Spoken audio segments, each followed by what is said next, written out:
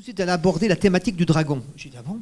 Mais j'ai dit, mais tu sais, Michel, nous, ici en Vendée, dans ce qu'on appelle le pays du Haut-Bocage, qui domine en fait la Vendée et les 4 départements alentours, d'un territoire qu'on appelle la Grande Vendée, la question du dragon est omniprésente. Pour ma part, ça a démarré lors d'un collectage. Vous savez, le collectage, ça allait enregistrer la mémoire des anciens. Du côté de Borpère. Alors, pour ceux qui sont du coin, Borpère, c'est juste dans le contrebas du Puy du Fou, des Épaisses, quoi. C'est des terres un peu plus basses. Et j'étais tombé sur un ancien qui jouait du violon. Il y a 35-40 ans de ça. Il avait 95 ans et c'était un des derniers joueurs de violon du Bocage, du Haut-Bocage. Et il me dit, je lui demandais, alors, et des airs plutôt comme ça, de ce style, et je lui chante l'air, il me dit, vous en jouez? Et il me dit, non, nous ici on joue pas ça. Mais alors là-haut, et quand il disait là-haut, il désignait tout le massif, vous voyez, tout le massif qui part de Saint-Laurent pratiquement jusqu'à Vouvant. Hein. Et il me dit, là-haut, sur la queue du dragon, il joue comme ça. Alors, je rentre chez moi avec ce collectage, et c'est quelques années plus tard, en réécoutant le répertoire, je tombe sur ce discours-là. Là-haut, sur la queue du dragon, il joue comme ça. Il m'a fallu longtemps pour comprendre ce que ça voulait dire. Eh bien, c'est très simple. Quand vous regardez la carte géologique du massif armoricain, vous vous rendez compte que vous avez la mâchoire dans le Finistère. Alors, on voit très bien que c'est une mâchoire, hein, supérieure, inférieure. La langue, elle est au milieu, hein, d'accord ? Vous avez ensuite le corps qui part en s'effilochant. Il remonte un petit peu du côté de la Normandie, Mont-Saint-Michel, et il vient mourir de manière un peu serpentiforme, en plus, c'est génial, à Vouvant, comme par hasard, à Vouvant. Hein, le principe féminin de la transmutation dont je vous ai parlé ce matin lors de la conférence. Alors, c'était quand même très étrange. En plus, le ventre du dragon, c'est certainement le lac le plus profond. Le lac de Grandlieu. C'est le lac le naturel le plus grand de France. Vous voyez. Donc, on a vraiment un personnage intéressant. En plus, la cerise sur le gâteau, c'est que vous avez à la tête du dragon Saint-Michel de Brasparts. Vous avez sur les ailes du dragon le Mont Saint-Michel, et vous avez sur la queue du dragon Saint-Michel, Mont Mercure, chez nous. Et vous tracez une ligne parfaite, ça vous fait un triangle parfait. Vous voyez, ils ont déjà conçu le plan. Donc, quand Jean-Michel parle de nouvelle armorique, il parle aussi de dragon, et c'est effectivement une fille du dragon que nous accueillons en la personne de Michel Stéphanie. Alors, je suis épinglée là. Est-ce que ça marche ce truc-là? Bon, d'accord. Alors, je ne savais pas. Et ben voilà, c'est très bien. En fait, si on garde cette image de l'armorique, ça nous fait toujours plaisir de jouer avec ça. J'habite, moi, dans l'œil du dragon. Parce qu'au-dessus de la mâchoire, il y a Roscoff, Saint-Paul de Léon, qui est voué au dragon, Saint-Paul Aurélien, avec un sourcil qui est l'île de Bas. Et puis, moi, j'habite, il y a un chenal entre les deux, ça serait l'œil du dragon. Et juste au bord inférieur de l'œil, il y a la presqu'île de Péraridi. Et c'est là d'où je viens. En tout cas, où j'habite maintenant. Mais ma famille, je suis origine de Saint-Michel, le Mont Saint-Michel, et la petite commune qui est à côté qui s'appelle Saint-Georges-en-Gréaigne. Vous savez, Saint-Georges, c'est une autre variante de Saint-Michel qui combat aussi le dragon. C'est la commune la plus proche. Et là, mes arrière-grands-parents gardaient les fameux moutons de Pré-Salé et vivaient avec les dragons. Et là où j'habite, il y a une cathédrale, parce qu'en Bretagne, il y avait 7 évêchés, mais il y en a 2 qui ont été supprimés, pas assez catholiques à la longue quand même, hein, vraiment trop celtes, dont celui de Saint-Paul de Léon, puisqu'il est voué aux dragons. Il y a 42 dragons dans la cathédrale de Saint-Paul de Léon. Et c'est un jeu pour les enfants pour aller les voir. Et puis il y a partout, il y a des dragons au fronton des maisons, enfin un peu partout. Donc je suis très familière des dragons. Après, d'où je vous parle quand même, parce que je me disais que c'était intéressant, j'aime bien allier à la fois quelque chose de rationnel, quelque chose par exemple des recherches de l'UBO, dont j'ai fait partie, l'Université de la Bretagne occidentale, qui est ici à Brest, et d'un autre côté, le merveilleux, le surréalisme, parce que je crois qu'il y a le réel et le surréel, Et Einstein disait que l'imagination était plus importante encore que la raison. Et je crois que c'est important. Et il va falloir écouter cette approche d'un exposé. Au dernier moment, on se dit, oh tiens, on va faire un abscisse et une ordonnée, des spirales, et pour aider à mieux se concentrer, on peut dire. Mais en fait, j'ai vaguement un plan, mais je ne vais pas le suivre. Ou tout au moins, il est là comme une ossature, comme une fameuse colonne vertébrale, et on sait que la colonne vertébrale ne doit pas être droite, sinon elle nous ferait mal, elle a des courbures, parce que je suis aussi professeur de yoga, et il faut savoir sinuer tout autour. Et c'est très important de pouvoir allier les deux.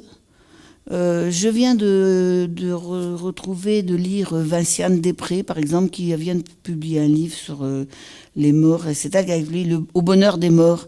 Et elle explique bien qu'elle, c'est une éthologue au départ, donc elle observe et elle écoute et elle accepte toutes les propositions qui sont données en disant « ça me fait quoi ? Qu'est-ce que ça devient là en moi ?» Vous, ce qui est intéressant, c'est pas de repartir en sachant 2 ou 3 trucs de plus sur les dragons. C'est bien, mais bon, qu'est-ce que vous allez en faire ? Qu'est-ce qu'on va en faire ? En quoi ça nous concerne finalement, ces histoires de dragons ? Surtout que le dragon, il n'existe pas tout seul. Alors, on a fait un petit schéma, ma collaboratrice et moi, sur laquelle je compte, en disant qu'il y a un axe vertical autour duquel on s'aligne et qui est relié au centre de la Terre et qui s'en va loin vers les étoiles. Et tout en bas, il y a justement les dragons. Les dragones, tout ce qui en nous bouge, grouille, est vivant, c'est la sève qui monte dans les arbres, c'est d'ailleurs ce que mon maître, mon gourou, alors indien, disait de la Kundalini. La Kundalini, c'est pas quelque chose qui monte en force, c'est une sève puissante qui monte et qui fait bourgeonner, germer d'abord, bourgeonner, fleurir et grainer. Et c'est quelque chose de naturel, quelque part. C'est quelque chose de naturel dans la vie spirituelle. Donc, quand il y a un dragon, il y a forcément un élan, il y a des anges ou des archanges.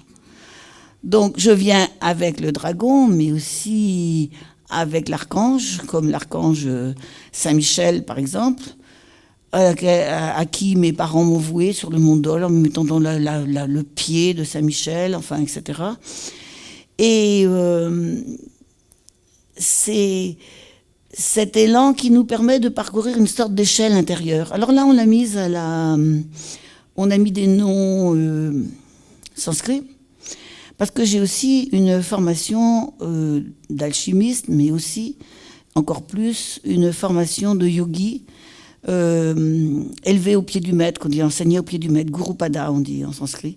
C'est-à-dire, j'ai rencontré, il y a longtemps, au siècle dernier, dans ma presqu'île, justement, qui attire les dragons, mais qui attirait aussi toutes sortes de gens.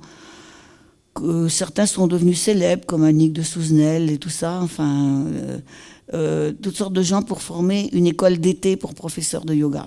Et moi, je fais partie de ça. Donc, je me réfère aussi à la tradition orientale. Et justement, ce qui est intéressant, c'est qu'il y ait une croisée. Ça ne suffit pas qu'il y ait cette verticalité dans laquelle je me situe, par exemple, face à vous, je suis tranquille. C'est pas préparé, il y a plein de petits bouts de papier, il y a plein de raisons pour lesquelles j'ai pas fait un plan. Enfin, si, j'ai un plan, mais j'ai pas fait un truc sérieux. Mais ce qui compte, c'est de faire passer quelque chose qui est à la fois intime et relié à l'expérience humaine, relié à notre expérience. Et donc là, j'ai mis un axe horizontal, un axe qui permet l'incarnation, et au centre, alors c'est Laurent qui parlait de la 13e heure, la 13e heure, c'est aussi le 0. Il est 0 heure, ou il est 13 heures. Enfin, vous voyez, c'est la 13e heure. C'est 0. L'invention du 0 était fondamentale aussi, tout le monde le sait en science. Hein. Et en fait, c'est cet instant où nous sommes. C'est maintenant. Il y a un misvot hébraïque qui dit « si pas maintenant, quand ?» On peut vraiment, je laisse du temps. Si pas maintenant, quand? C'est maintenant. Le reste nous enferme. Et pourtant, on va déplier notre attention, notre présence vers différents aspects dans l'histoire. Alors, les dragons, sans doute qu'ils existent depuis que l'être humain porte une attention, et donc il y a très longtemps, sur ce qui grouille tout au fond de lui et sur ce qui lui donne de la force et de la présence. On a attesté la première trace de dragon, c'était un dragon en coquillage, en Chine, 6000 ans avant Jésus-Christ. Mais en fait, on n'a pas besoin de ça. On sait que même les enfants, quand on est affronté à quelque chose qui nous semble plus grand que nous, plus fort que nous, impossible à tenir et à maîtriser, comme le tonnerre, la marée qui monte, le feu, enfin, etc., tout dans tous les éléments, on sait qu'on est dépassé et qu'il faut faire avec et vivre avec. Et il y a un tremblement, c'est ce que Jung, à la suite, Carl Gustav Jung, à la suite d'un autre, bon, je ne vais pas faire tout étalage, appelait ça le numineux. Non pas le lumineux, mais le numineux. C'est ce qui nous fait à la fois trembler d'émotion, un peu de peur et de ferveur et d'adoration. Ça a de l'enjeu. On est impliqué là-dedans. On se dit, il va falloir vivre avec ça. Et en Orient en particulier, puisque je suis bien obligée de diviser, même si c'est un peu artificiel, parce qu'on ne sait pas comment que c'était ici à cette époque-là, en Orient, ils ont aimé les dragons. Ils les ont révérés. Il n'y avait rien de mieux que d'être un dragon. D'ailleurs, un des très anciens empereurs était un dragon. C'était souvent des dragons volants. C'est des dragons qui apportaient la pluie, par exemple. Dieu sait si dans tous les pays où il y a de la mousson, et on le sait encore plus maintenant, par exemple le Rajasthan et dans tous les pays qui sont en train de se désertifier, si la pluie ne vient pas, c'est la mort pour tout le monde. Or, quand la mousson vient, un des premiers signes qu'elle va venir, et quand elle est arrivée, tous les serpents sortent. Les serpents, les crocodiles, enfin tous les rampants sortent. D'ailleurs, en Inde, où je suis allée souvent, les berceaux et même les canapés d'amour et tout ça, ce sont des balançoires, c'est suspendu. C'est suspendu par des chaînes. Pourquoi ? Parce que les serpents ne peuvent pas monter. Hein ? C'est tout simplement ça. Donc, ils vivent avec les serpents parce que s'il n'y avait pas de serpents, il n'y aurait pas de pluie. Donc, ça montre l'ambivalence de cette présence de l'archétype du dragon.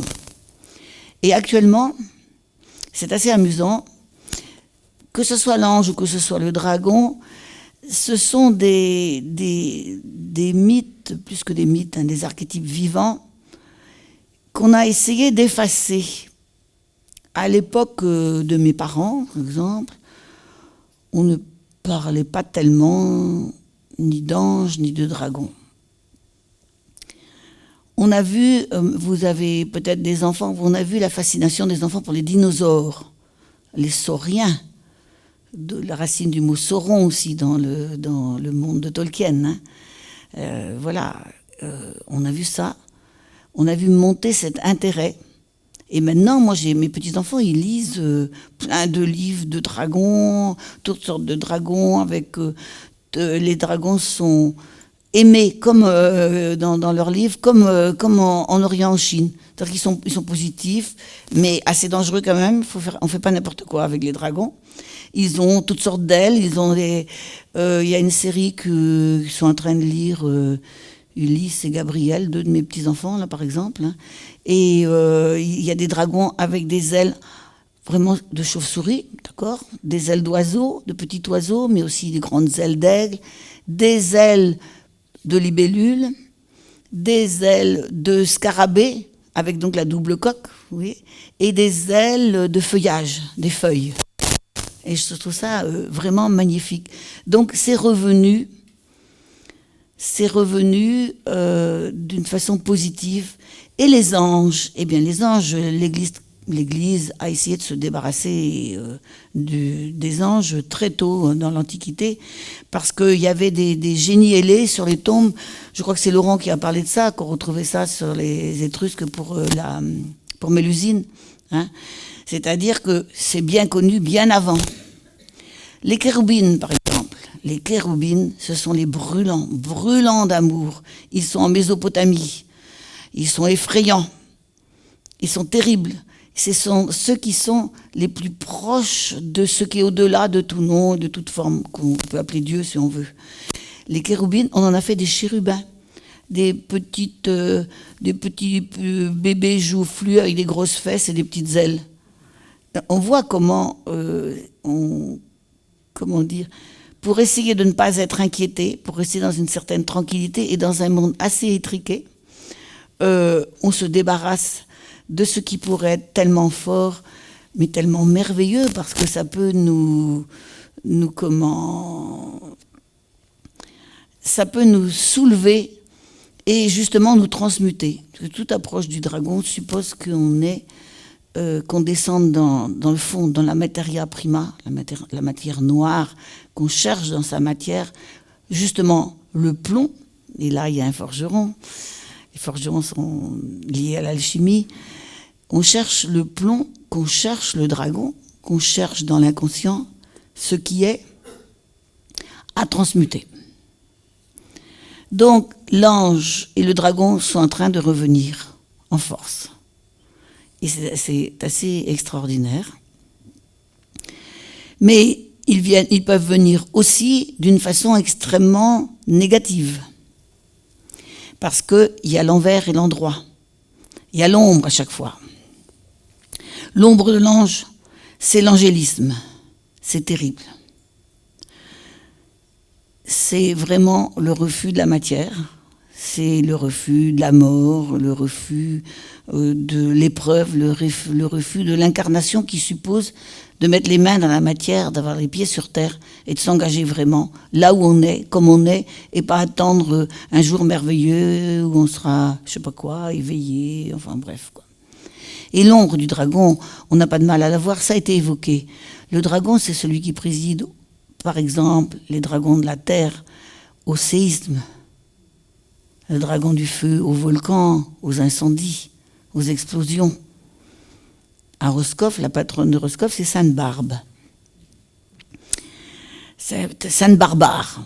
On l'a transformée finalement, depuis quelques années, sa fête a été supprimée dans le calendrier, mais chez nous, on organise un pardon, on la promène sur les épaules, etc. Enfin bref. C'est la patronne des éléments déchaînés, qui permet de survivre aux éléments déchaînés.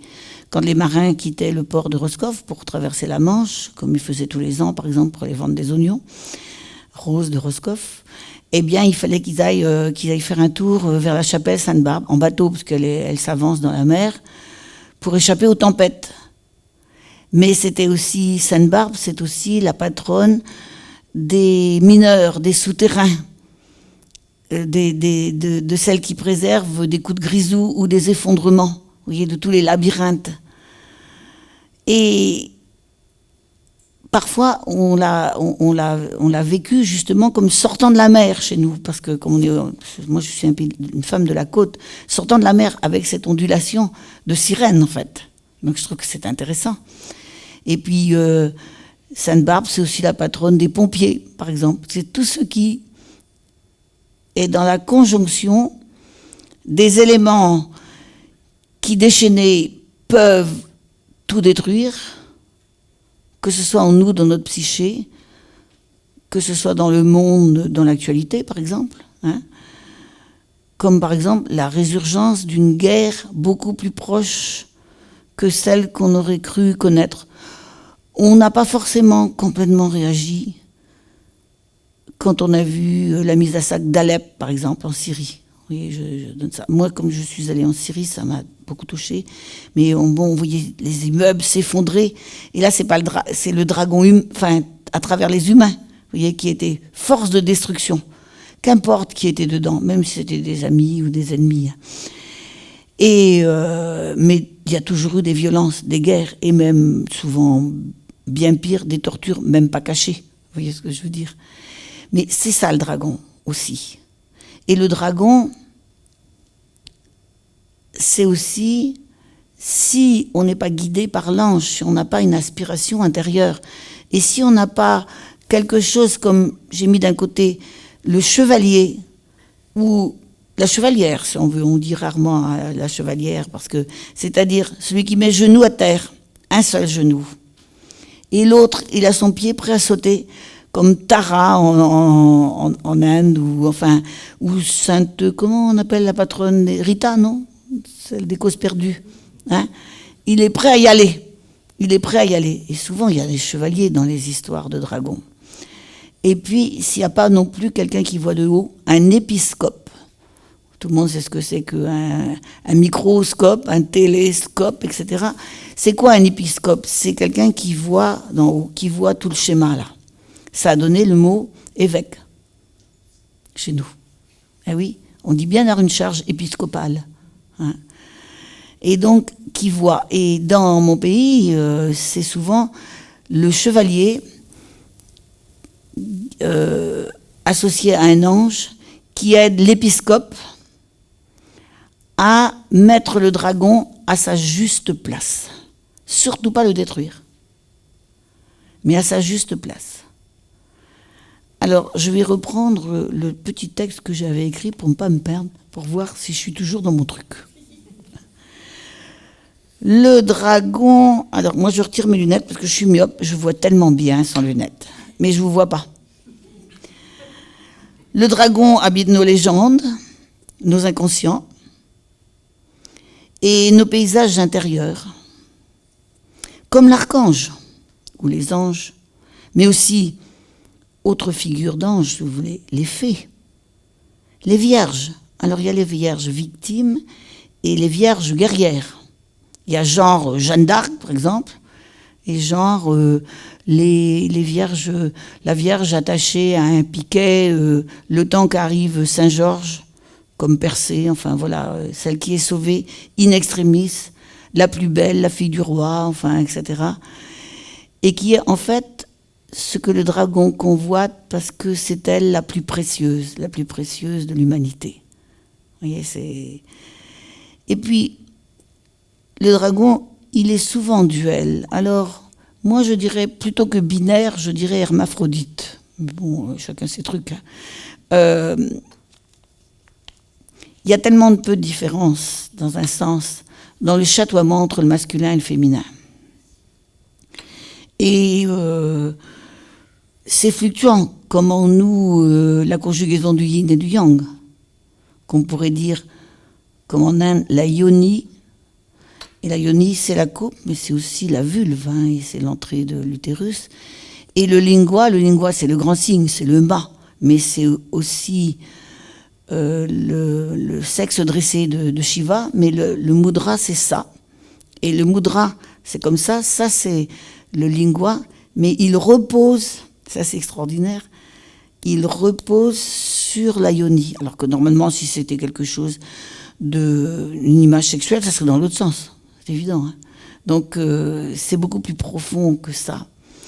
Et donc, il y a beaucoup de dragons, dès qu'ils ont été assimilés à quelque chose de négatif, et ça a été assez rapide, devenaient des dragones, un petit peu comme Mélusine.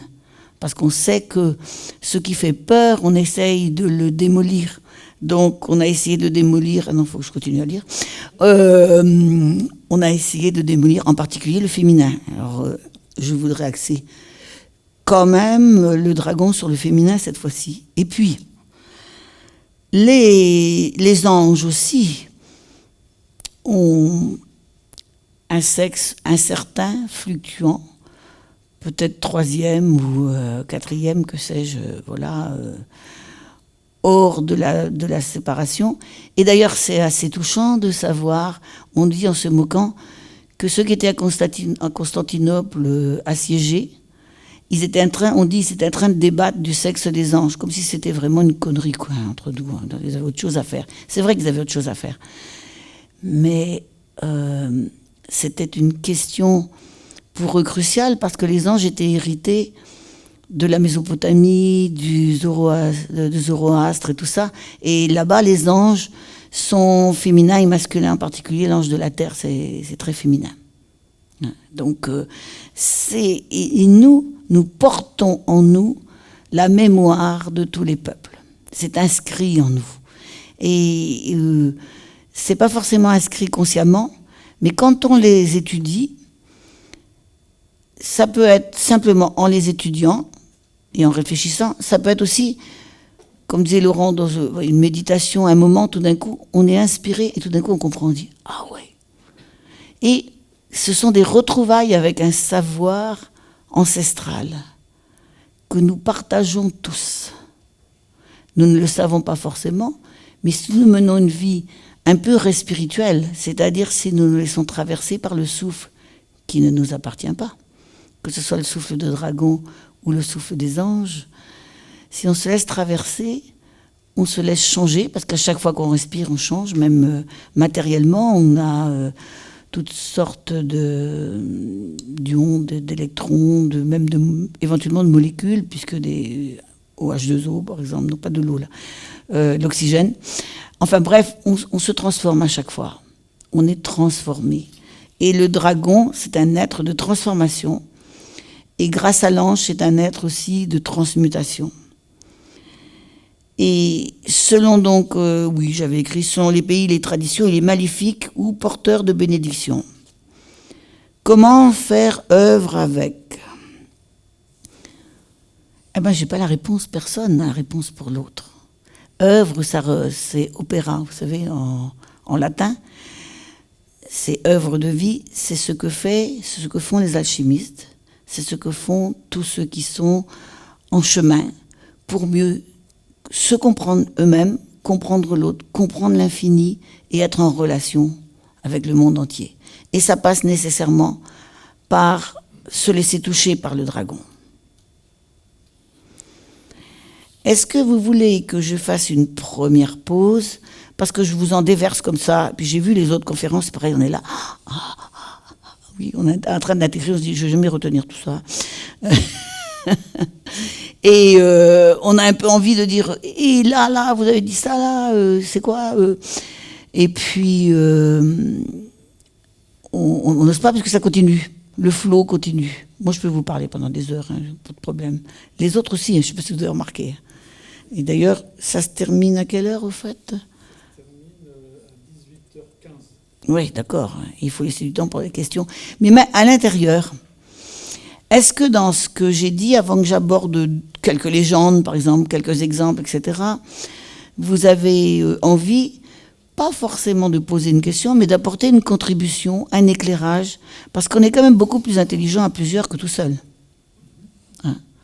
Donc, ça serait un bonheur que quelqu'un dise, mais là, dans tout le baratin qu'il y a eu, là, il y a un truc qui me chiffonne, ou bien, ah oui, je voudrais bien dire que effectivement ceci et cela. Toc, c'est parti. Imaginez qu'on soit dans la sortie, que vous m'accrochez là, c'est comme ça. Je fais semblant de partir. Je vais reprendre, hein. Une remarque, non, rien, oui.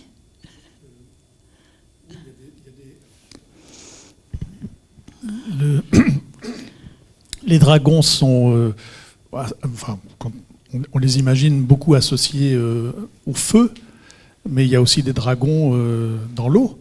Oh là là, beaucoup, plein. Oh combien. Et les tsunamis. Ici, c'est plein de dragons, on voit bien leurs crêtes là qui ondulent. Là. Ici, là, dans l'eau, ici. Dans la terre. Bien sûr, qui n'avait pas joué, enfin bon, peut-être, hein. Moi je suis une fille avec des anguilles par exemple. Vous savez, je ne vais pas tellement à la pêche aux anguilles, on préfère pêcher d'autres poissons, moi je suis une pêcheuse. Peut-être une pêcheresse, mais certainement une pêcheuse. Et comment dire, c'est comment attraper ce qui sinue et nous glisse entre les mains. Un peu comme un rêve au matin. Vous savez ? On est là, on est imprégné, et c'est presque parti. Comment faire pour le rattraper ? Et si on est là, on veut trop saisir, ça glisse entre nos mains. Les dragons aussi. Il faut les regarder comme les étoiles, un petit peu de côté. Il faut faire attention au regard des dragons. Les c'est lié sur le dragon, comment dire, il hypnotise. Il est comme les serpents, vous savez, le petit oiseau qui ne bouge plus quand on lui dit « Aie confiance », ça ne vous rappelle pas quelque chose, hein, Mowgli, hein. Et en fait, le dragon a un regard, peut avoir un regard qui tue. Souvent, il a un œil comme ci, 2 yeux, un œil au milieu du front, enfin, etc. On retrouve ça très loin, même là, chez nous, en Bretagne, comme par hasard, sur la montagne, dans la montagne intérieure, la lignée de lamas tibétains qui se sont installés, ce sont les Drukchen. Les Drukchen, ils ont fondé le Drukpa, le monastère des Drukpa. Druk, vous sentez bien, Druk, c'est le dragon. C'est plein de dragons dans leur... ils adorent le dragon qui apporte tellement. Et ici, on a dessiné, par exemple, on a dessiné une spirale. On pourrait dessiner aussi dans l'autre sens. Une double spirale, montant et descendant, un peu comme l'échelle de Jacob, dans une autre tradition. Mais toutes les traditions sont là pour donner du sens à ce qui serait absurde autrement. En fait, la vie n'a pas de sens. On ne peut pas dire qu'elle ait un sens préexistant. Mais elle en a un quand nous lui en donnons, quand nous orientons notre regard, quand nous utilisons un vocabulaire, une grammaire, un langage, et nous utilisons aussi toute une lecture imprégnée de notre culture et qui nous fait intégrer ce qui arrive. Si on n'arrive pas à intégrer ce qui arrive, à donner du sens, même parfois un très mauvais sens, empli de culpabilité, etc., eh bien on devient fou. Parce qu'on est affronté à quelque chose de trop vaste qui fait exploser nos limites psychiques et qui notre âme ne peut plus supporter ça. C'est pourquoi on préfère souvent l'idée de pénitence et de culpabilité à l'idée que ça n'a pas de sens. Tu veux dire quelque chose, Amadji ? Je croyais. La culpabilité est à un moment donné, justement quand on ne peut pas donner un sens, c'est pour éviter la folie. Oui, oui, oui. Et c'est un mécanisme qui permet d'éviter la folie par rapport à des situations traumatiques. Il y a quelque chose de typique dans la perversion éventuellement de l'apparition des grands mythes. Régulièrement, dans beaucoup de traditions, la présence infinie qui nous dépasse, mais qu'on sent tellement familière parce que c'est notre cœur intime, c'est notre être intime en même temps. Elle se manifeste. Et alors, il y a eu une floraison d'apparitions de la Vierge, par exemple, au 19e, fin 18e, jusqu'au milieu du 20e siècle à peu près. Hein. Mais il y a aussi, en Inde aussi, il y a beaucoup d'apparitions. Alors, si c'est quelqu'un, si c'est une indienne, je prends au féminin tout, c'est une indienne qui voit apparaître une forme qui la subjugue. Elle se dit c'est la Shakti, c'est la déesse. C'est avec elle la reçoit et elle la lie avec sa culture. Hein. Si c'était ici. Avant, dans l'Antiquité, on peut dire c'est Isis.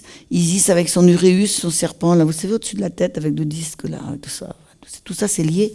Alors on se dit, ça, c'est la Vierge Marie. Alors là, du coup, le serpent, il est en dessous les pieds. Mais c'est son socle. Et c'est dans la tradition, si vous allez regarder, par exemple, au musée Guimet, le musée des Arts orientaux à Paris, vous verrez que les Bouddhas, comme Shiva, donc, et pourtant, ils sont assis sur un serpent, un grand serpent qui fait 3 tours et demi. qui s'appelle Ananta. Hein, Ananta, c'est l'infini, c'est A, privatif, comme pour dans la langue française. Anta, c'est ce qui est fini. Ananta, c'est ce qui est infini. Dans le grand dragon serpent de l'Inde, il y a des cycles comme ça qui se font tous les, je ne sais plus combien de milliers d'années. Et à chaque fois, c'est dans une boucle d'Ananta. C'est assez extraordinaire.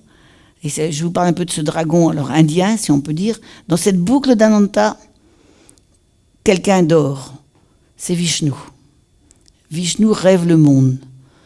Il le rêve parce que sa compagne lui touche les pieds, lui masse les pieds.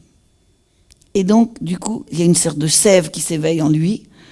Je pense qu'on pourrait peut-être imaginer autrement. Et de son nombril, c'est assez extraordinaire parce que c'est peut-être le complexe masculin de ne pas pouvoir donner naissance. De son nombril à lui sort une tige.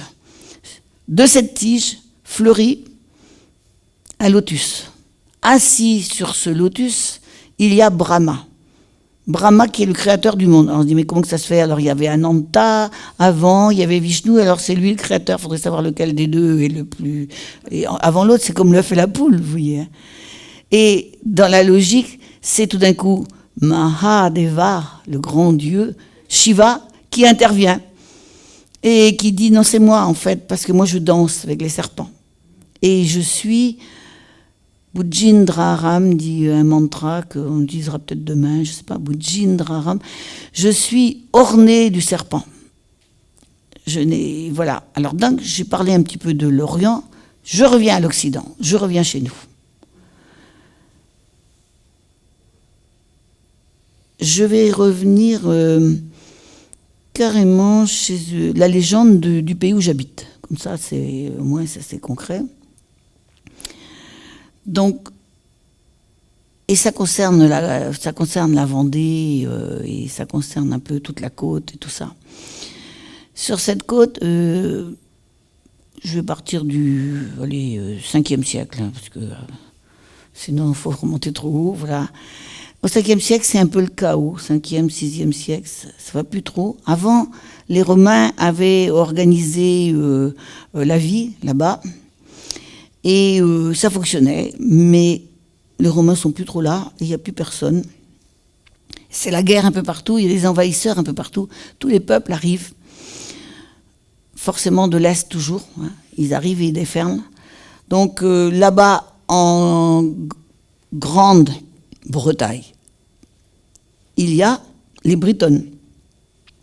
Et il y a les Angles et les Saxons qui arrivent, et les Pictes, et enfin tous les autres. Donc les Bretons vont envahir à nouveau, si on peut dire, l'Armorique, la petite Bretagne, la Bretagne bleue, comme on dit dans les contes de chrétiens de Troie et tout ça. Ils vont, et ce sont des envahisseurs, il faut dire franchement, mais ils ont un prétexte, comme ça a été souvent nos missionnaires, par exemple, pour les colonies, hein, ils ont un prétexte et ils vont christianiser le pays. Donc ils vont apporter la bonne parole. Mais c'est très légendaire. Alors, là-bas, au Pays de Galles, il y a un jeune homme qui est désigné par un ange dès sa naissance pour vaincre les dragons. C'est un saint soroctone, comme on dit. Maintenant, on n'en parle plus trop, parce que quand même, franchement, c'est un peu difficile de nos jours, si vous voulez, de les sortir. Hein. Et il montre très tôt... qu'il a des dons. Par exemple, il parle aux oiseaux, il peut leur expliquer aux oiseaux qu'il ne faut pas manger. Il habite au Pays de Galles, hein, pour l'instant. Hein. Et au Pays de Galles, il y a sa sœur, Psychopholia, qui a un monastère. Et il est très uni à sa sœur. Mais dans les derniers récits de la vie de saint Paul Aurélien, sa sœur disparaît, parce qu'on efface les femmes. Et ils font quelque chose contre ce qu'ils considèrent un peu comme un dragon, c'est contre la mer qui monte. Parce que la mer, le niveau de la mer commence à monter. Entre le 5e siècle et maintenant, il y a 1,20 m de différence. Elle est montée de 1,20 m déjà, depuis le 5e siècle. Avec des petits moments un petit peu rétrogrades, comme disait notre amie, avec des petits moments où elle s'est retirée, puis elle remonte. Elle remonte. Et la mer, à chaque grande marée, c'était la grande marée, là il y avait 111 de coefficient, parce que la Lune et le soleil étaient ensemble pour tirer tous les fluides. C'est pour ça que ça nous touchait. Pour nous, c'est nous le moment d'aller aux ormeaux, chercher des homards, etc. Enfin, voilà. Sur la côte chez nous, donc voilà, je reviens ici. Et alors, du coup, je suis partie je voyais mon homard. Et Saint Paul Aurélien, il est avec sa sœur et il lui dit, on va faire quelque chose. On va marcher main dans la main avec des galets, parce que c'est pas les galets qui manquent sur la côte, avec des galets dans une espèce de tablier, voilà, et on va jeter des galets de chaque côté. On va faire comme une sorte de ligne de chemin de fer, si vous voulez. Voilà. On va jeter des galets comme ça. Et quand ils se retournent, les galets sont des pierres dressées, des menhir, hir debout. Men, c'est la pierre, comme dolmen, c'est la pierre table, en breton. Et donc, ça fait deux grandes barrières, et la mer monte, et elle n'est pas si mauvaise que ça, parce qu'elle arrive et elle remplit l'espace entre les deux rangées de menhir, de galets et de sable, elle consolide. Et ça fait une digue. À l'île de Bas, à Port-Zarouen, il y a un truc comme ça. C'est resté. Ça date probablement de la préhistoire. Mais ça s'appelle toujours En Paol, comme au Pays de Galles. En, c'est le chemin en breton. En Paol. Donc il montre déjà qu'il a une force. Pourquoi il peut non pas seulement combattre le dragon, mais faire alliance avec lui, c'est parce qu'il a cette force en lui. Il ne faut pas aller affronter le dragon si on ne l'a pas en soi. C'est-à-dire, il faut essayer de voir si on peut, en pleine conscience, planter à l'intérieur de soi, poser dans son hara, on dirait, enfin, voilà, si on peut être là, dans une force et une joie intérieure imprenable, qui ne dépend pas des circonstances, qui dépend vraiment de notre vie intime spirituelle. La joie imprenable, c'est le titre, un très beau titre d'une pasteur, Lita Bassé. La joie imprenable. Il a cette joie imprenable, donc il a ce rayonnement. Alors du coup, il est appelé à la cour du roi Marc, et le roi Marc lui dit je te veux comme évêque pour mon royaume.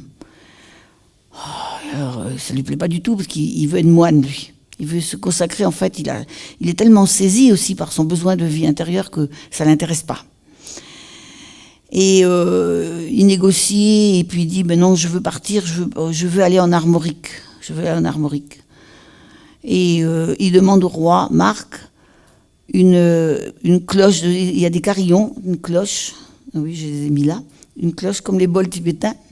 Je vous en prendrai, mais je ne vais peut-être pas le faire sonner, mais quand même, parce que il faut se mettre, à cette époque, la cloche appelait les fidèles. Celui qui avait la cloche, c'était celui qui pouvait appeler les fidèles. Et c'est resté comme ça, mais depuis, ce sont des grandes cloches. Là, j'ai pris un petit. Mais si je mets la main dedans, ça ne marche plus. Tout le monde connaît ça. Et le roi lui refuse. Et il lui dit, tu veux partir, pars, puisque tu ne veux pas de moi, tu ne veux pas être mon serviteur dans mon royaume, mais je ne vais pas t'aider à partir, tu n'iras pas fonder un évêché quelque part ailleurs. Il part dans une barque de pierre, comme tous les saints qui sont arrivés en Bretagne. C'est ce qu'on dit. En fait, il part dans quoi? Dans un coracle. Il y en a encore en Inde, à Hampi, on a voyagé dessus, mais aussi il y en a encore en Irlande un peu. C'est quoi un coracle? C'est un bateau qui est fait d'une tressée d'osier et colmaté, enfin, par des peaux de vaches et de bœufs, enfin, voilà, et du goudron, de la poix, pour que ça soit étanche. Et puis au centre, on dresse un mât qu'on tient par des pierres, et ce sont des galets, et souvent des silex, parce qu'ils sont très denses, les silex, qui servent de quille, si on peut dire, ou de dérive. Parce que si on veut mettre une voile sur le mât, le vent pousse et le bateau gîter. Donc pour ça, il faut qu'il y ait un contrepoids. Et donc, ils sont tous arrivés comme ça. Donc lui, il arrive. Il faut se dire qu'il vient avec déjà 12 disciples, parce qu'il a fondé des monastères là-bas. Ils sont 12. Et il arrive à l'île d'Ouessant. Je passe. Il arrive à ce qui s'appelle maintenant Saint-Paul de Léon, Saint-Paul Aurélien, Castelpaul en breton, le domaine de Paul. Et il demande, mais à qui appartient le territoire pour que moi je puisse m'installer? Je ne vous raconte pas comment il s'est mesuré à toutes sortes d'animaux, dont le taureau, enfin le culte de Mitra et tout ça. Mais le dragon n'est pas un animal. Ce n'est pas un animal, un dragon. C'est un monstre composite. C'est une création, ou peut-être une révélation, une découverte de ce qui est au plus profond de nous. C'est pourquoi il y a toujours comme la sirène qui a une queue, vous voyez. Il y a toujours quelque chose. C'est pas exactement un animal, c'est pas possible. Les Romains ont essayé de le décrire comme un animal, mais non. C'est une bête fantastique. C'est un être merveilleux. Et donc, on lui dit, c'est le comte Guiture qui réside à l'île de Bas, mais à l'île de Bas, à cette époque, on peut aller à pied à marée basse. Et donc, il y va, il rencontre le comte Guiture comme par hasard. C'est son cousin. Et le comte Guiture vient de finir de retranscrire le 4e évangile. Il est dans un petit monastère et dont on a encore les ruines. Et il accueille son cousin et il se rend compte que Paul est un saint, qu'il a un rayonnement, vous savez, comme les grands sages, comme on imagine, il se rend compte. Donc il lui dit, je vais tout te donner. Et à ce moment-là, un pêcheur arrive et dit, j'ai trouvé un monstre dans la mer. On dit, ah bon, un monstre? Oui, en fait, c'est un énorme poisson. Et maintenant, on traduit un saumon. C'est pas un saumon, c'est une lotte. Vous connaissez peut-être les joues de lotte. Vous connaissez peut-être pas les lottes, parce que c'est rare qu'on les voit en entier dans les étoiles, chez les poissonnets. C'est une bête qui a une tête, une grosse lotte, ça peut avoir une tête pratiquement aussi grosse que la table. Mais il y a une queue de lotte qui est assez petite. Hein? Et puis elle a des antennes et tout ça. Dans sa gueule, il y a un énorme truc, c'est quoi? La cloche. Voilà, il est mal placé. Voilà. Irglaze. Elle est toujours dans la cathédrale de Saint-Paul. Elle produit des miracles. Tous les ans, on la sort pour guérir des tas de choses. Ça ressemble un petit peu... Elle est allongée comme ça. Ça veut dire allongée, grand. Glaze, c'est de la couleur vert et turquoise à la fois. On dit glasique. Voilà. Et donc, Saint-Paul, on lui dit, mais si tu veux l'île de Bas, c'est bats, ça vient du mot bâton, tu dois prendre ta crosse et tu dois aller affronter un dragon terrible qui t'attend. Et fais attention à ses yeux, et fais attention au bruit qu'il fait aussi, à son espèce de rugissement. N'y va pas tout seul, et puis finalement peut-être n'y va pas. Vous sentez ça aussi? Quelquefois on sent que dans notre évolution intérieure, il faut vraiment qu'on aille affronter ce devant quoi on avait envie de fuir, mais ça finit par nous envahir. Hein? Et alors, il prie, il demande de l'aide, et un ange arrive. C'est l'ange qui va l'aider. Et l'ange lui dit, il te faut un homme qui n'ait pas peur. Et il y a un chevalier qui arrive. C'est le chevalier. Vous voyez, là, il y a une quaternité. Le chevalier arrive, il s'appelle Cournadéar, et depuis, d'ailleurs, il y a le château de Kergunadéar. Ça veut dire qui n'a pas peur. Enfin, le château de l'homme qui n'a pas peur. Ça se visite un peu, mais c'est en ruine, parce qu'il y a encore une histoire de Kergunadéar liée au dragon de feu. Et il va vers le dragon, aidé par le chevalier qui est à côté de lui. Il n'a pas de lance comme Saint-Michel, il a sa crosse, c'est-à-dire il a son grand bâton qui se termine comme les nadis, par les spirales, peut-être même une double spirale. C'est la crosse du berger. C'est la crosse du pharaon, vous savez, qui a un fouet, un pharaon, enfin, bref. C'est un archétype là aussi. Et donc, il y va et il l'entoure. La tête du dragon qui ne bouge pas, qui est sidéré, c'est à son tour d'être sidéré. De la confiance profonde de Paul, qui ne se croit pas un guerrier, mais qui se sent protégé par l'ange et protégé par l'homme. Et qui lui entoure le cou de son étole. L'étole. Et on retrouve ça dans la plupart des contes de ce côté-là. Et il l'amène à Tular-Zarpant, ça s'écrit toujours comme ça, c'est d'accord, Tular-Zarpant, c'est l'abîme du serpent ou du dragon. Zarpant, c'est le dragon ou le serpent, et ça existe. À l'île de Bas, c'est un endroit où il y a d'énormes galets, beaucoup plus gros que la table, comme des œufs, vous savez, qui roulent les uns sur les autres. C'est pourquoi beaucoup disent que c'était une dragonne. Et il la met là. Il dit, là, t'es bien. Ne sors pas de la mer. Reste là. Et là, tu es bien. Et c'est là qu'il y a le plus de poissons. Il y a beaucoup de bars et de homards bleus. Enfin, mes enfants, Aurélien qui était là, mais qui devait partir, et Arthur, mes deux fils, ils vont beaucoup pêcher là, par exemple. Mais c'est exactement comme le dragon. Il faut savoir. Il faut connaître. Je vous dis qu'il y a du poisson là, mais si vous allez à Tular-Zarpant et vous essayez de pêcher, ben, vous êtes presque sûr de vous noyer. Parce qu'il y a beaucoup de remous, parce que il faut connaître.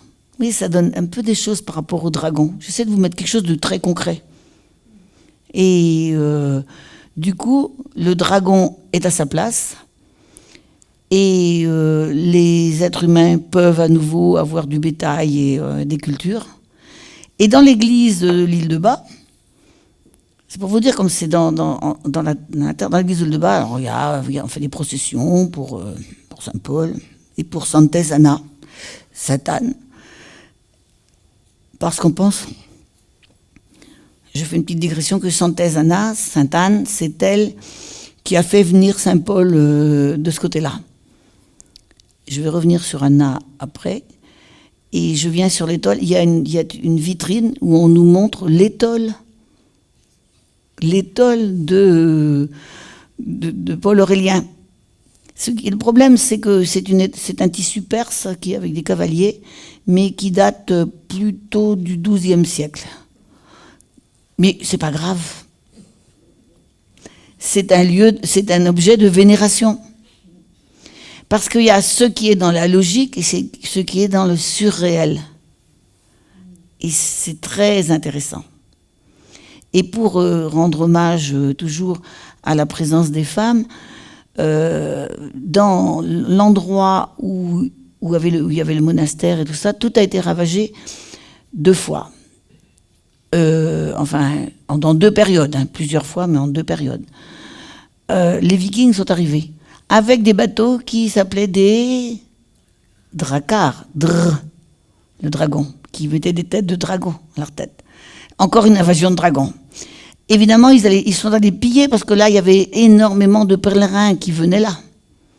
Donc les pèlerins, qui dit pèlerin, dit donation, dit objet d'or et d'argent, etc. Ils ont tout détruit. Ça, la destruction, c'était au IXe siècle. Et l'histoire de Paul Aurélien, elle a été racontée par un moine irlandais, Vromonok, 3-4 siècles après, et Albert le Grand encore 2 siècles après, donc c'est une histoire très changée, vous comprenez. Mais c'est assez amusant parce que ça, c'est donné comme un texte historique. Alors qu'on sait bien qu'il n'y a jamais eu de dragon, mais peu importe. Ça fait une oscillation dans notre pensée, une sorte d'hésitation. Et ça, c'est très fécond. Vous voyez, on marie en nous une attitude, je dirais, scientifique, historique, l'étude d'un mythe, mais il a existé, Saint Paul Aurélien. Il est allé voir Childebert Ier, le fils de Clovis, tout ça, il y a des textes, enfin, il a vraiment existé. Et tout l'imaginaire qui résonne au fond de nos entrailles, je dirais. Et Anna, c'est celle qu'on représente, c'est la mère de Marie. On la représente, alors je ne sais pas ailleurs, mais partout en Bretagne, on la représente à côté de sa fille. Souvent, Marie est debout et Anna est assise. Elle est assise souvent à l'île de Bas en particulier, avec une jambe par-dessus l'autre, bon, de toute façon très... voilà. Et qu'est-ce qu'elles font? Elle lui apprend à lire. Elle apprend à lire au féminin. C'est très important à une époque où moi j'ai une de mes élèves de yoga qui est une Iranienne, Adjar Karchenas, qui a sa petite nièce qui a 11 ans, qui vient de se faire gazer à l'école parce qu'ils gazent les petites filles, ils gazent les écoles de filles parce qu'ils veulent plus que les filles aillent à l'école. Et elle est très malade, elle est à Ispahan. C'est de l'actualité de la semaine dernière. Ça me serre la gorge quand j'y pense.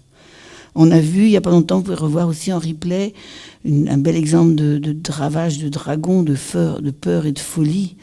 Femme afghane, qui était sur Arte il n'y a pas longtemps, qui est encore, mais il faut vraiment s'accrocher pour regarder ça.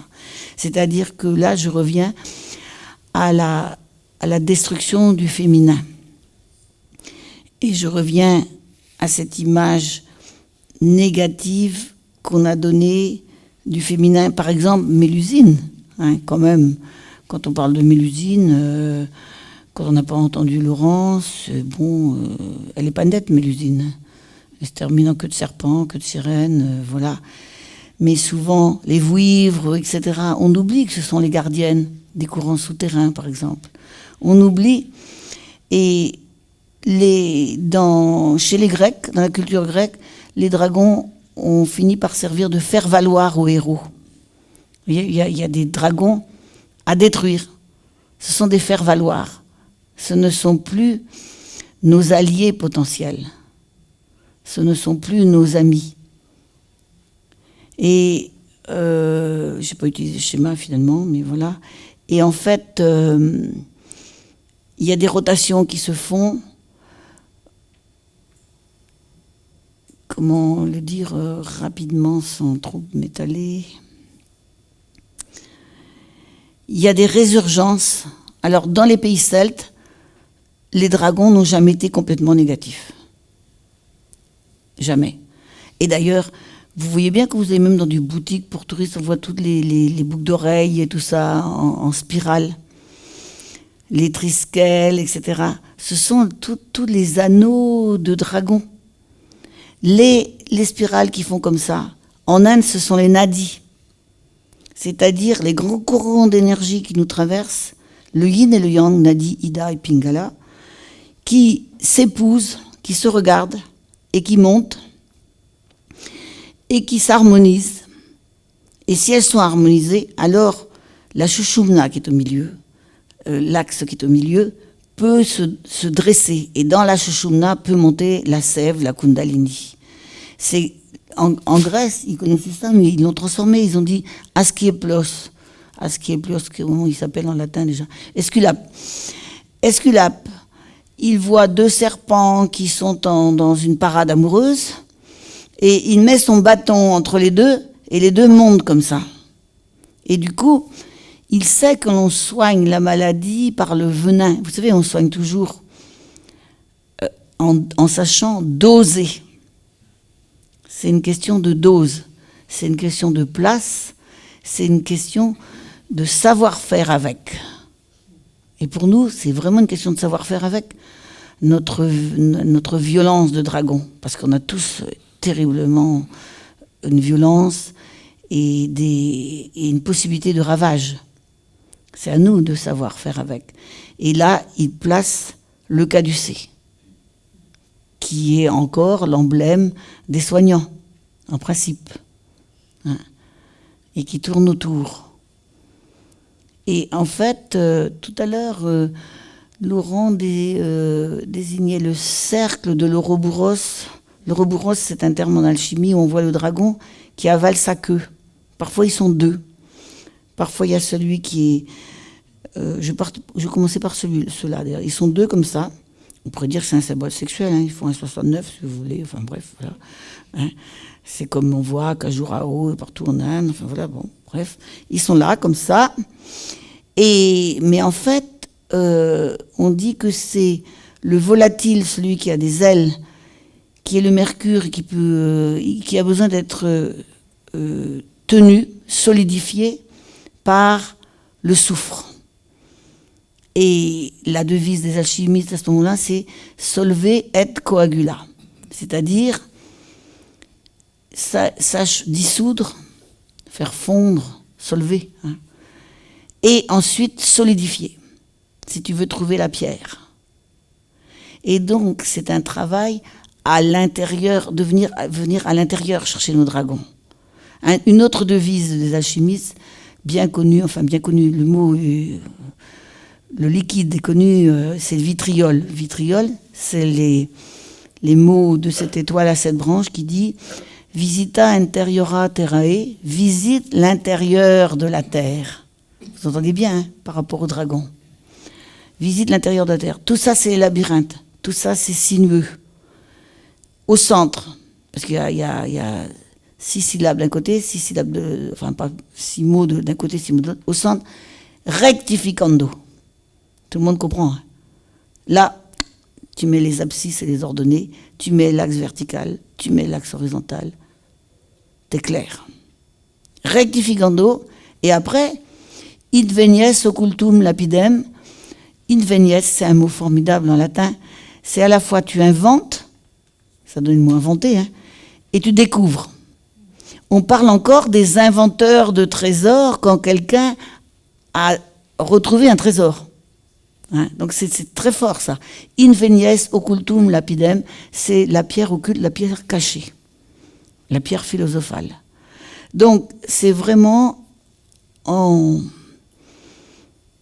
acceptant de faire tout ce travail intérieur, d'affronter nos peurs, de ne pas nier notre violence, enfin vous voyez, de savoir qu'il y a en nous les 4 éléments et la quintessence. Comme pour les dragons, il y a des dragons, enfin je n'ai pas détaillé, mais les dragons des 4 éléments, hein, voilà. C'est en nous que se fait l'œuvre, l'opéra, c'est en nous. Et en même temps, toutes ces histoires de dragons, mais ça nous émerveille. Et puis c'était extraordinaire que Laurent me dise la queue du dragon. Je me dis, ah bon, la queue du dragon, mais il va falloir que j'aille voir ça. Je fais gaffe à l'heure. Alors, j'arrête un peu. Peut-être je reprendrai à partir de questions. Allez, c'est à vous. Hop là. Ou commentaires. Bon, je ramasse mes feuilles. Je fais comme... Je boude. Non, moi, juste... Dans la culture chinoise, les gens qui sont de l'année du dragon, en effet, c'est très très valorisé et c'est dit comme étant des personnalités très fortes. Voilà, c'est ce que les Chinois disent, en tout cas, ce qu'ils m'ont dit. C'est bien de me rappeler ça. J'avais envie de vous donner une phrase de Rilke. Rilke, c'est un grand poète qui était très inspiré, initié. Alors, il a parlé aussi, mais c'est pas cette phrase-là, mais je mets l'autre aussi pour faire le point. Dans les élégies de Duno, il y a une élégie qui dit « Tout ange est terrible, pourtant je vous invoque, oiseau presque mortel de l'âme. » Vous entendez l'ambivalence? Ça, c'est autre chose que les petits chérubins à grosses fesses. Tout ange est terrible, pourtant je vous invoque, oiseau presque mortel de l'âme. C'est magnifique. Hein? Vous n'aurez pas la suite, vous n'avez qu'à lire les élégies de Duno. Et Rilke dit dans une lettre à un poète, « Tous les dragons de notre vie sont peut-être des princesses qui attendent de nous et de nous voir beaux et courageux. » De nous voir et de nous voir beaux et courageux. Transmutation. Hein. Toutes les choses terrifiantes ne sont peut-être que des choses sans secours qui attendent que nous les secourions. Belle participation. Hein.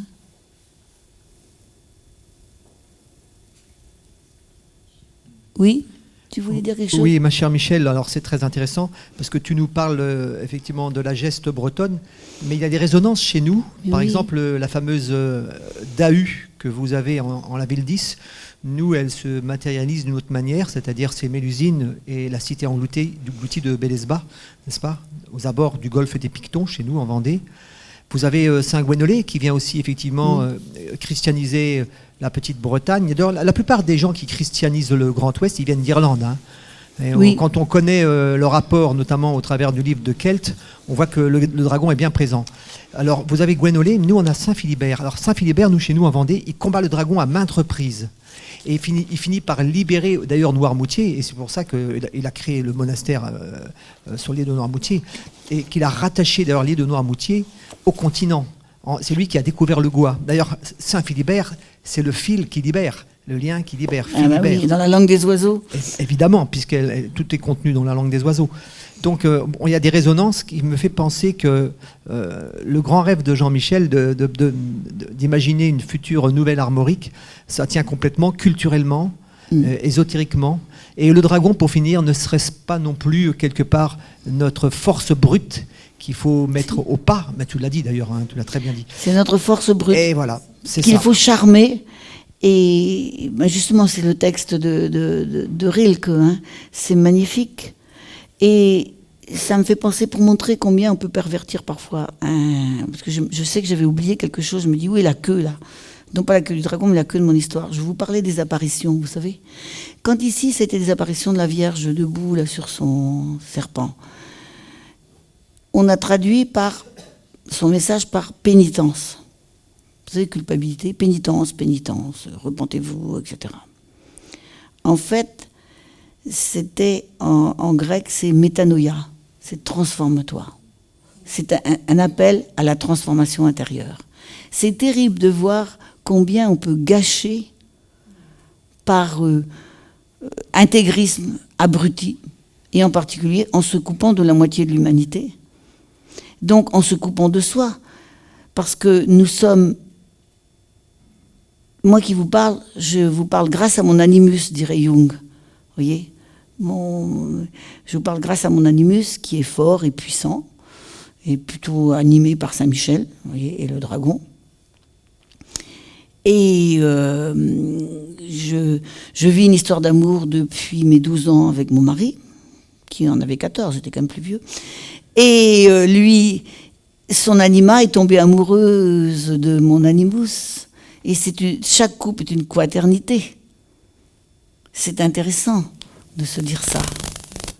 Parce qu'il y a le double mouvement, je voulais terminer comme par ça, il y a le double mouvement de descendre dans le monde manifesté en divisant, et le mouvement de remonter en retrouvant l'unité et l'unicité. Mais il faut rectificando, il faut viveka, comme disait Vivekananda par exemple, c'est-à-dire la discrimination, voir clair, le discernement. Et c'est pourquoi, par exemple, un dragon dont je ne vous ai pas parlé, que je trouve intéressant, c'est intéressant, dommage que Freud n'ait pas connu, ça aurait été intéressant qu'il prenne ça comme image aussi. Marduk, en Chaldée, a affronté sa mère comme un dragon, et il l'a coupée en deux. Et avec la partie supérieure, il a fait le ciel, tout ce qu'il y avait au-dessus de la terre, et en dessous, tout ce qu'il y avait en dessous de la terre. C'était avant la Genèse. Hein. Vous savez, c'était de voir, comme il y a aussi Nout et Geb, enfin, en Égypte, bon, je ne vais pas continuer, mais il y a vraiment cette histoire de clarifier. Il y a un appel à rectificando. C'est-à-dire, il ne s'agit pas de faire un magma. Et d'ailleurs, un des dragons les pires, c'est le dragon des marais. Dans nos vies, le dragon des marais, c'est le dragon de l'inertie, du ressassement, de l'effondrement. On piétine sur place et ça fait des sables mouvants. On connaît bien ça en Vendée. Moi, mon fils habitait à Saint-Michel, en Lerme, parce que de toute façon, on est complètement poursuivi par Saint-Michel, par Pendragon, enfin bref, je ne vous en raconterai pas ça, mais voilà. Et donc, à Saint-Michel-en-Lerme, c'était une île. C'était une île qui a été assiégé à un moment pendant le siège de La Rochelle. Et les assiégeants ne pouvaient pas rentrer dans Saint-Michel-en-Lerme puisque c'était un marais. Mais à un moment, et ça c'est des trucs comme le Dahu, enfin tout ça, à un moment, ils ont bêtement les assiégés, et ils ont fait pareil au Mont-Dol et au Mont-Saint-Michel pendant la dernière guerre. Hein. Mon père y était, donc je sais bien, quoi. La dernière grande guerre ici. Hein. Ils ont cassé les digues pour que la mer envahisse le marais. Et bien, qu'est-ce qui s'est produit? Eh ben, les ennemis ont sorti leurs bateaux, et là, ils n'ont pu arriver. Je trouve ça amusant, parce qu'il faut savoir jouer vraiment finement avec toutes ces forces. Je crois que c'est fini. Une question? 3 minutes, il reste 3 minutes. Ah bon, alors? Oui, vas-y. Un petit commentaire sur un mot que je vois traîner là-bas du côté de l'incarnation du chevalier et de la dame, serment. Oui, oui, oui. La notion de chevalier, en particulier la relation du chevalier avec la dame, hein, mais envers le suzerain, enfin, etc., c'est une notion d'engagement. C'est quelque chose qui a beaucoup, beaucoup disparu de nos jours. Cette notion d'engagement. Alors c'est assez amusant, parce qu'on va dire ment, enfin tous les mots en ment pour dire menterie. Hein. Mais c'est important. Et il y a aussi, ce que je voulais dire, c'est que il y a le contraire de la... comment dire? Il est lié à la dame, mais c'est un fin amour. C'est un amour qui sursoit la rencontre physique, par exemple, qui sursoit le plaisir. Un petit peu comme pour éduquer un enfant, il faut lui apprendre à sursoir le plaisir immédiat. C'est évident, sinon on n'arrivera pas. Et alors là, on a mis un petit peu le nom des chakras, parce que ça, on retrouve des choses en Inde là-dessus. Il y aurait beaucoup de choses à dire, mais voilà, une autre fois. Le serment, oui, tenir serment, c'est important. Hein. Il ne suffit pas d'avoir des moments d'extase dans la vie. On se dit, ah, j'ai tout compris, ça y est. Mais il faut s'engager aussi, dans une voie. Et parfois, c'est la nuit de l'âme. Mais il faut continuer dans le labyrinthe. Namasté, merci. Bruno.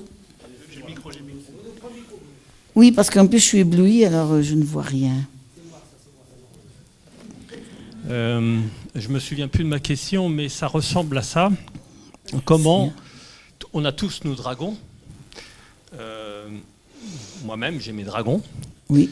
Et puis, ma question, ce serait comment je rencontre mon dragon. Est-ce que je vais aller anticiper? Est-ce que je vais fermer les yeux, mes oreilles et tout le reste pour pas le rencontrer? Oui. Ou bien est-ce qu'il y a une autre méthode? Ma question, est-ce qu'il y a une méthode pour bien rencontrer nos dragons? Je pose ma question un petit peu naïvement, mais après tout... Oui, mais tu penses à toi. Alors, j'aime bien parler de moi, oui. Bon, oui, parce que s'il n'y a pas d'enjeu, si c'est pas toi, si c'est juste comme ça, en général, ça n'a pas d'intérêt. Oui, effectivement, c'est très personnel. Ouais. Oui, voilà. Alors, souvent, on marie les axes. C'est assez amusant, quelqu'un a parlé de ça, vous savez, de tricoter entre l'axe vertical et horizontal. C'est le tissu, c'est le tantra. Le tantra, c'est le tissu. Et il y a tous les versets. Moi, je suis une tantrika, c'est-à-dire je suis une voix tantrique. C'est d'essayer de relier ensemble. Alors, après, tu vas dire... D'abord, on sent notre dragon se réveille parfois dans la contamination des autres. La violence, c'est la violence de la foule. Ça peut même être la violence de la mise à mort, de lyncher quelqu'un. Je sais pas, moi, l'autre, celui qui n'a pas la même couleur que nous, qui, je sais pas, homosexuel, ou qui est une femme qu'on lapide. Enfin, vous voyez, si on est plusieurs, on oublie notre axe intérieur, notre rectificando. On n'est plus l'épiscope, on ne regarde pas d'en haut, on est emporté comme ça. On voit ça beaucoup en ce moment. Tout le monde pense avoir raison, personne n'écoute personne. C'est complètement dingue. Il n'y a pas de nuance. Pour parler avec le dragon, il faut déjà lui parler avec nuance. Il faut ça parler aussi avec son ange. Il faut aussi écouter son ange. Il ne faut pas oublier cette ambivalence. Et il faut développer une ferveur qui est... La première clé de la ferveur, c'est la gratitude. Savoir voir ce qui est bon. Alors, je me dis, ce coup-ci, c'est le mot de la fin. L'axe vertical entre le mariage, entre les nadis, je n'ai pas parlé des dragons qui sont dans la tour de Uther Pendragon, etc. Eh bien, la Shushumna, en sanskrit, c'est pas difficile à retenir parce qu'on connaît Mna. Mna, c'est la mémoire. C'est ce qui est, c'est ce souvenir. Quand on est amnésique, on n'a plus de mémoire. La Shushumna, ça veut dire, Shu, c'est ce qui est Sukha, ce qui est bon. C'est il est bon. Littéralement, il est bon de se souvenir de ce qui est bon. Il est bon de se souvenir de ce qui est bon. Ici, on dirait rendre grâce. C'est merveilleux ici. Hein, c'est le mot de la fin. Voilà, c'est le mot de la fin. Hein. Merci beaucoup, Michel.